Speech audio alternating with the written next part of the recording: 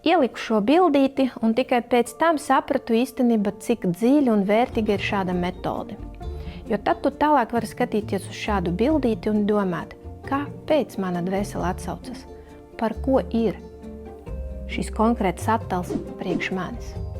Vai tā ir konkrēta vieta, vai konkrēta atmosfēra, vai tas ir par relaksu atpūtu vai par aktīvu atpūtu. Manā gadījumā tas vispār nostrādāja ļoti negaidīti. Es ieliku vienkārši bildīti, kur bija fotoaparāts, kaut kāda karte un sirsiņam pa vidu.